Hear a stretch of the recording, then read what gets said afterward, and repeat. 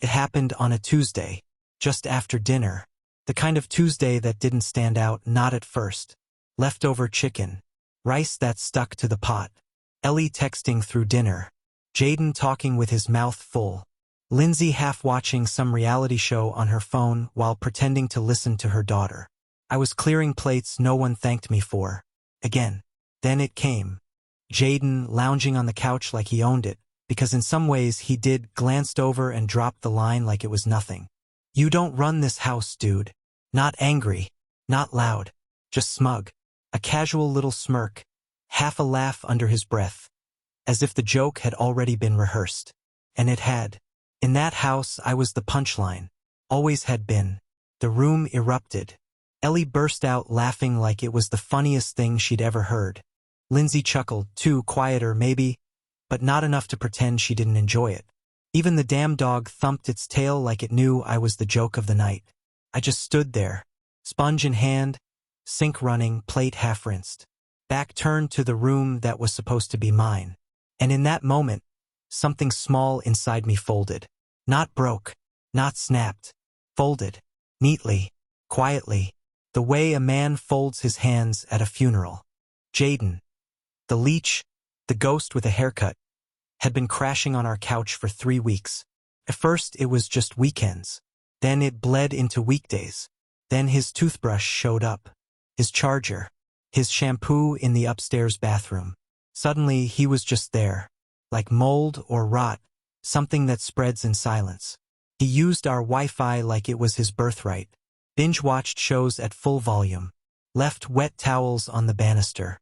Wore his boxers into the kitchen. Stood barefoot in front of the fridge drinking juice straight from the carton. And I was the background noise to him. The guy who paid the bills. The old man who didn't get it. I'd ask him to keep it down after midnight. He'd nod. Then do the opposite. I'd suggest Ellie finish her homework before going out. She'd call me obsessed with control. I'd look to Lindsay. She'd sigh. They're just teenagers. Don't take it so personally. I wanted to ask her, what part shouldn't I take personally? The part where I'm ignored in my own house? The part where I fund a 4-person circus and get told I'm just the janitor? There's a look Ellie gives me. This slow, exaggerated blink. Like she's daring me to say something she can mock. There's a tone Lindsay uses now. Measured, exasperated. Like she's tired of having to translate my words for the kids. As if I'm some foreign presence they're forced to tolerate. I remember trying to explain it once. Linz, he's not even our kid. He's just in our space every day, treating it like a frat house. Her answer came like a script. Would you rather she be out somewhere we don't know? At least she's here, safe. Safe. As if that justified the invasion. As if I hadn't paid for the walls keeping her safe. You'd think I'd be used to it by now. The disrespect. The slights. The way they step around me like I'm an obstacle in their freedom. I used to think I could earn my place. That if I stayed quiet, paid the bills, fixed the broken things, and never asked for much, they'd eventually see me as something more than a bank account with a pulse. But the signs were always there. Ellie never called me anything but my first name. Not once. Not Dad. Not Stepdad. Not even Mike. Just him when I wasn't around, and hey when I was. She once told a friend over speakerphone, loud enough for me to hear, that I just kind of live here. When I brought it up later, she smirked. Well, it's true, isn't it? That smirk. The same one Jaden wore when he made the joke about me not running this house. But it wasn't just her. It was the whole rhythm of the house. 1,000 tiny betrayals, paper cuts that never healed. The thermostat I was never allowed to touch. The guest list I was never consulted on. The packages I ordered that were opened by someone else. The groceries I bought that were gone before I could even eat. And Lindsay always brushing it off like I was being dramatic. Overreacting. Controlling. You just like things a certain way, she'd say, softening it with a smile. Translation, you like respect, and none of us are in the mood to give it. They say power doesn't disappear all at once. It erodes, like shoreline in a slow tide. One wave at a time. A missed thank you here. A rolled eye there. A backhanded comment in front of company. A kid sleeping in your house treating you like the help. It wasn't one thing. It was everything. I remember the first time I felt it, that slow slippage. Ellie was 15. She had friends over. They were blasting music, stomping around like they owned the place. I asked her gently to turn it down. She glared at me and said, "Mom said it was okay." Like that was checkmate. Like Lindsay's word overruled mine by default. That night, I told Lindsay I felt invisible. She kissed my cheek and said, "You're not invisible. You're just not the bad guy. That's a good thing." No, Lindsay, it's not. It's just a different kind of erasure. I was there when Ellie got sick sophomore year. Stayed up with her while Lindsay slept. I was the one who brought her medicine, cleaned the bucket, called the school. I was there when she bombed her midterms, bought her study guides, helped her rewrite her essay. I was there when her dad, the one she calls her real father, forgot her birthday. I bought the cake. She still called him first. And now Jaden, who brings nothing to the table but body odor and a smart mouth. Jaden, who dares to mock me while living under my roof because I'd allowed it. Because I thought tolerance was the same thing as peace. Because I believed that maybe if I didn't react, if I kept playing nice, I'd eventually be seen. But I was wrong. That line, "You don't run this house, dude," wasn't a joke. It was a truth they'd all been sitting on for months, maybe years. Jaden just had the gall to say it out loud. And no one pushed back. Not Ellie. Not Lindsay. Not even a glance in my direction. No discomfort. No, "Hey, that's not fair." Just laughter. Just confirmation. That I was a guest in my own home. That the man who paid for the doors had no right to decide who walked through them. That the one person trying to hold the place together was the easiest to ignore. I didn't say anything that night. Didn't yell. Didn't argue. But I cleaned the dishes like I always did. Washed their spit out of their glasses. Scraped their leftovers into the trash. And in that quiet, I made a decision. If I didn't run this house, then I'd stop pretending I did. And let them see what happens when the man holding everything together decides to let go. I didn't speak that night. Not a word. Not when Jaden shuffled past me, burping into the sleeve of my sweatshirt, the one he borrowed without asking. Not when Ellie slammed her door for no reason at all. Not even when Lindsay sighed and said, "Don't take it so hard. He's just a teenager." No, I said nothing, because silence is the sharpest blade in the drawer. And that night I pulled it out. I sat in the dark kitchen after everyone went to bed. Just me, the hum of the refrigerator, and the cold glow of my phone screen. First, the Wi-Fi. I opened the app, the one I pay for, and clicked through the connected devices. Jaden's iPhone. Jaden's PS5. Jaden's laptop. Ellie's phone. Her speaker. Her smart TV. One by one, I removed them. Disconnected them from the air they breathed like it belonged to them.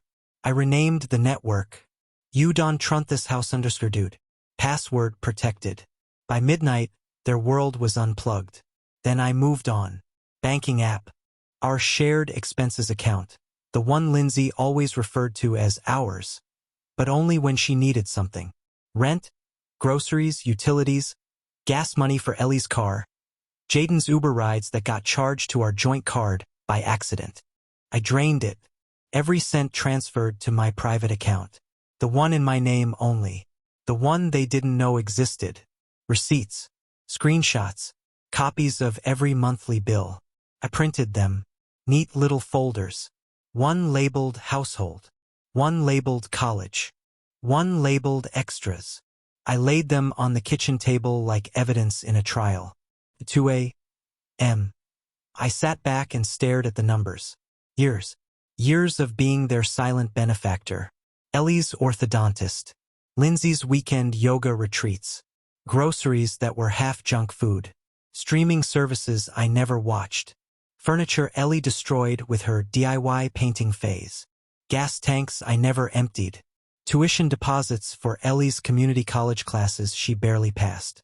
And Jaden, leeching off every bit of it like it was his inheritance. The weight of that paper.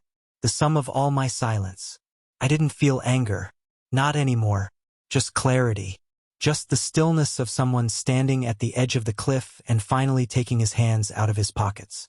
By sunrise, I had made a third decision, the one that mattered most. I drove to the leasing office at 9 a.m., smiled at the receptionist, asked about the transfer process. See, the house was in Lindsay's name.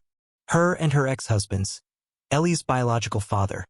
A man who'd vanished when Ellie was 6 and showed up once every few years with gift cards and tired apologies. But his name was still on the lease. Still technically a responsible party.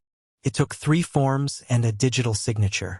I added a note, transferring full lease obligation and rights to biological parent. Financially stepping away effective immediately. The manager nodded, said I'd still be liable for 30 days. I said that was fine. It was worth the cost of the lesson.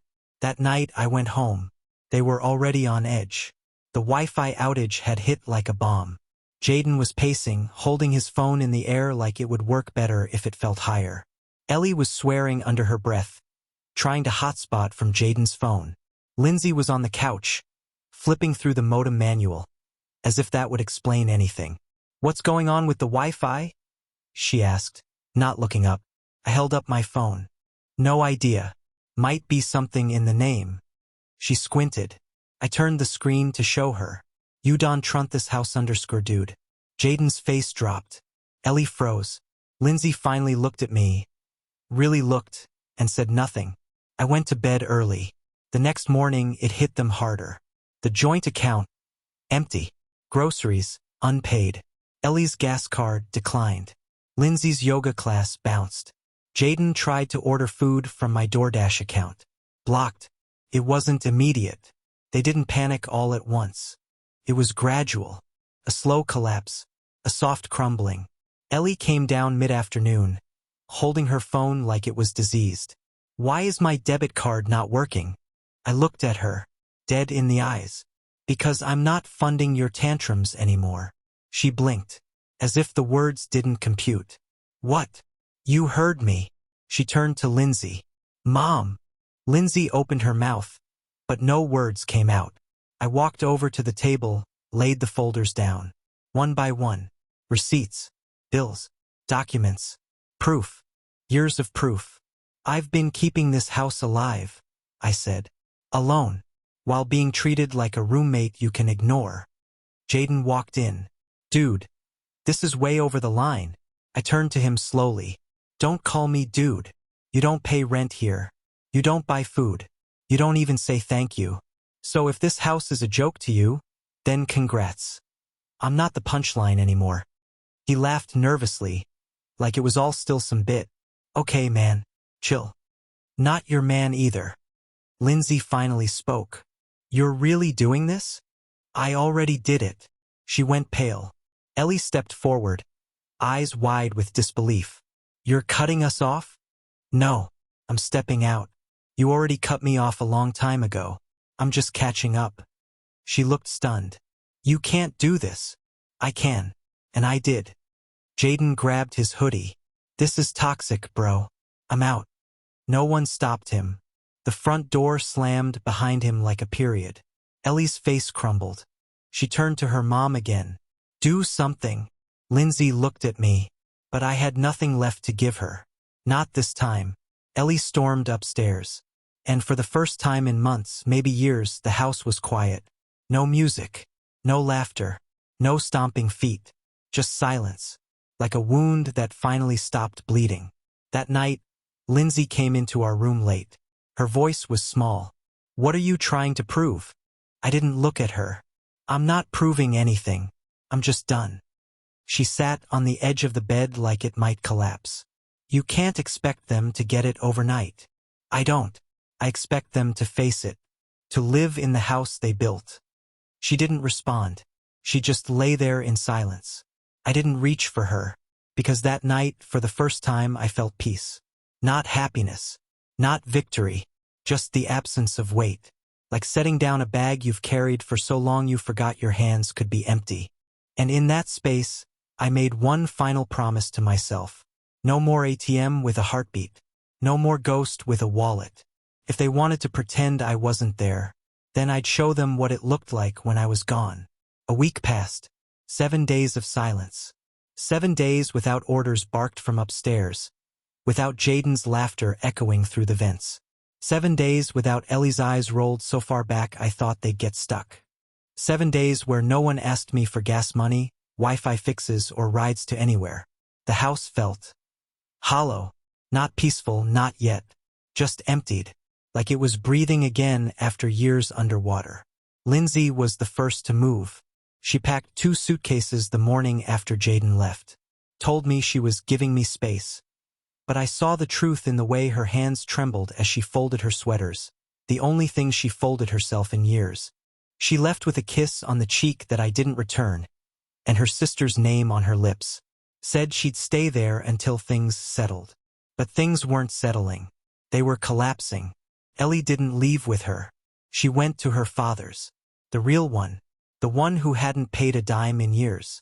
The one whose only contributions to her life were sporadic text messages and the occasional birthday post on Instagram. He lived across town, in a 2-bedroom apartment with 3 other men.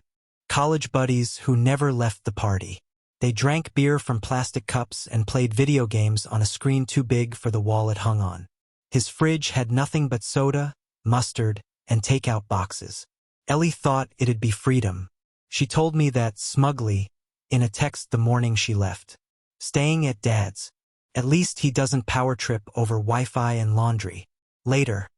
I didn't respond. 3 days later, the tone changed. Can you send the Netflix login? I ignored it. 2 more days. Then another message. Dad says Wi-Fi is a luxury. I have to use his hotspot and it keeps cutting out. Can't even stream. I stared at the screen for a long time.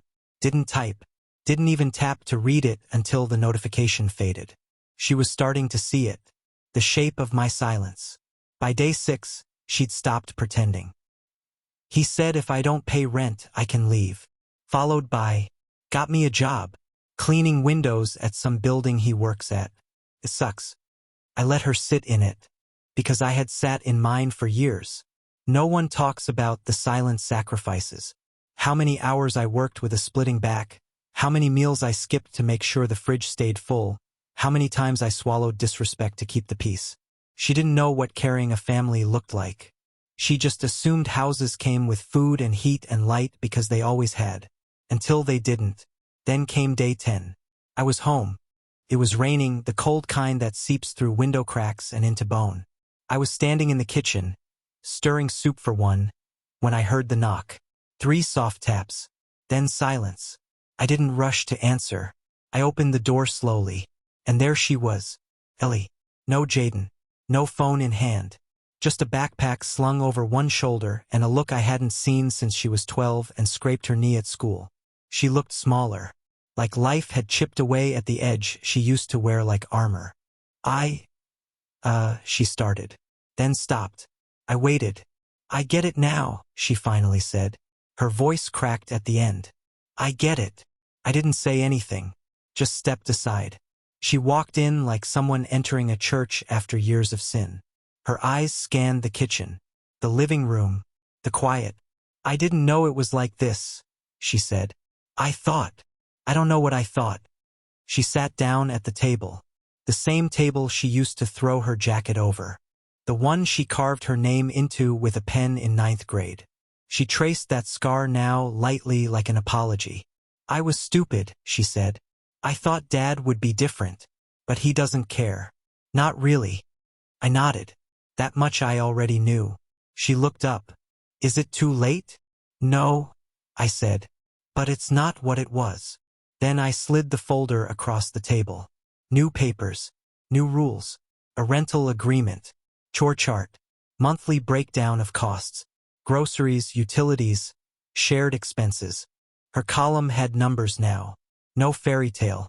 No return to comfort. This isn't punishment, I said. It's reality. You want to live here? You contribute. You clean. You pay your share. She nodded. And no Jaden, I added. Her lips pressed together, but she didn't argue. Already gone. He ghosted me. Said I was too much drama. I looked at her for a moment. This girl, this young woman, who once told me I wasn't her real dad. Who slammed her door when I asked her to clean up. Who laughed when her boyfriend mocked me in my own home. Now she sat before me, asking not for grace, but for terms. Something had shifted. Maybe not enough to call it respect.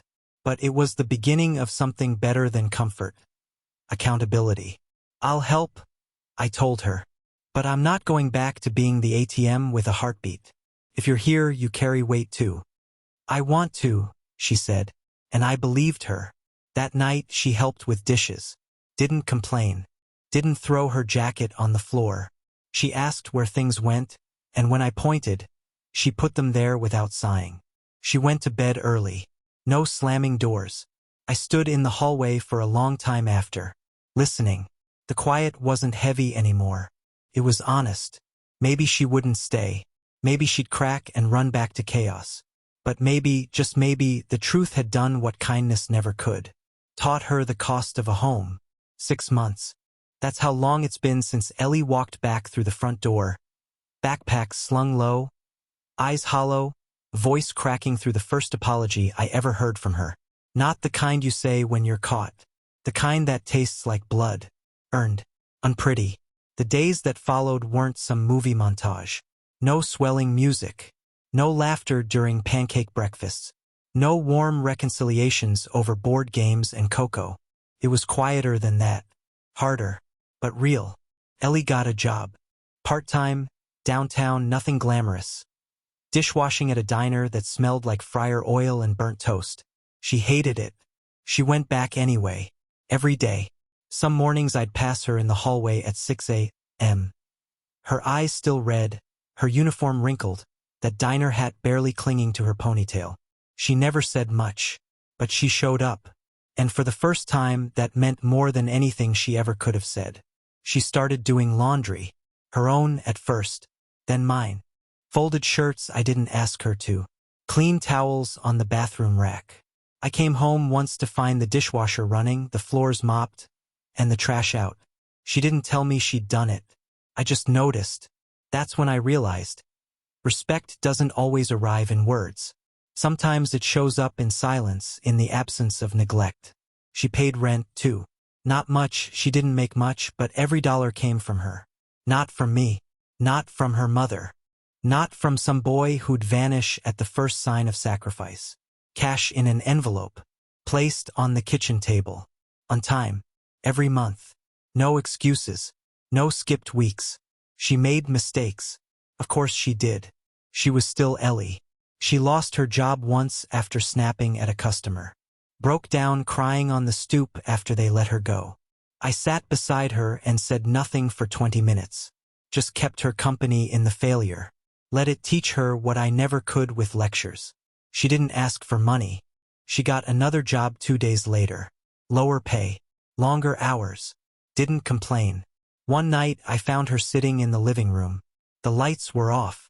Her phone was face down. She looked up at me, eyes clearer than I remembered. I thought it would be different, she said. Coming back. Different how? I asked. She shrugged. I thought I could say sorry, and we'd just go back, like it never happened. I sat across from her. The silence hung between us like an old photo, something worn and impossible to erase. We don't go back, I said. We go forward. Or we stop. She nodded. And for the first time, I saw a version of her that didn't carry her mother's shrug. Didn't flinch behind sarcasm. Didn't look at me like I was the villain in her coming-of-age story. She saw me. Really saw me. Not as the replacement. Not as the help. As the man who stayed. Even when I shouldn't have. That week, she started calling me Mike again. But this time it wasn't cold. It wasn't a weapon. It was respectful. Intentional. I didn't need her to call me Dad. I'd stopped chasing that title years ago. But when she asked me to help fix the toilet, and listened, really listened, it meant more than any name ever could. Some nights we sat in the same room, just breathing the same air. No shouting. No tension. Just two people recovering from a war they both helped start. She stopped blaming. I stopped lecturing. And Lindsay? She stayed gone. Moved in with her sister permanently. Said it was temporary. At first, but her things never came back. Ellie barely mentioned her. And I never asked. Some wounds close without apologies. Some doors lock behind you for good. We didn't speak after she left. Not really. She texted once. Something about needing time to think. I gave her all the time she needed. Still am. Because I'm not interested in people who only remember your value when the bill comes due. I loved Lindsay. Loved her in the quiet, hard-working way that never makes it into stories. But love doesn't survive silence. Not when it's the only thing keeping you company in a crowded room. She let that house fall apart under the weight of her children's contempt. And worse, she watched me hold it up alone and still called it balance. No, I don't miss her. I miss the idea of her. The partner I thought she'd be. But that woman never existed outside of hope. And I've lived too long on hope that gave nothing back. Ellie still stumbles. Still forgets to turn lights off. Still leaves coffee mugs in strange places. But when I remind her, she nods. Says, got it. Doesn't snap. Doesn't storm upstairs. Just tries again. That's all I ever wanted. To be seen. To be heard. To be respected by the people who took the most from me. The house is different now. Calmer. Cleaner. It breathes slower. Some weekends, Ellie makes us breakfast. Pancakes usually burned. Eggs too salty. Coffee too strong. But she tries. And we sit. Not as father and daughter. Not really. Just as two people rebuilding something. Not because we have to, but because we want to. Last week, she said something I'll carry until the day I die. We were watching a rerun of some old sitcom. Nothing important. She turned to me, out of nowhere, and said, "You weren't my dad, but you were the one holding the house together." I didn't respond right away. Just let it hang there. Let the weight of it settle. Because she was right. I wasn't her father. Not by name. Not by blood. But I was the scaffolding. The foundation. The walls no one thanked until they cracked. And I realized something then. She doesn't owe me love. She owes herself growth. And finally, she's claiming it. So now I don't check the thermostat. Don't hover over the bills. Don't stay up waiting for doors to slam. I sleep. Because I'm not bracing for the house to fall apart anymore. It already did. And the only one who stayed to rebuild it was the one they said didn't run it. So I'll ask you this. The same question I ask myself on the nights when it's quiet enough to hear my own thoughts. Was I cruel? Was I selfish to step away from the thankless weight they dumped on me? Or was that the only way to force them to stand up without me? Because when I let go, they either had to grow, or finally admit they never wanted to. Ellie grew. I did too. But Lindsay? She disappeared the moment the money stopped.